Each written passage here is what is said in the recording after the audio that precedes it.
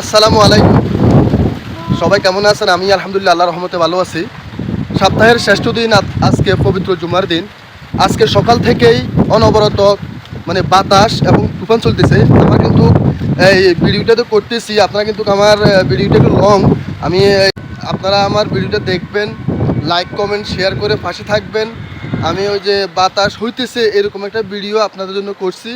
আমি অবশ্যই ভিডিওটা লং 90 থেকে 120 সেকেন্ড হবে।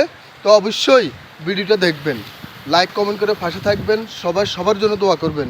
একটা ঘূর্ণিঝড় ঘুরতেছে, অবশ্যই জানি আল্লাহ পাক মাফ করে আমাদেরকে হেফাজত করে।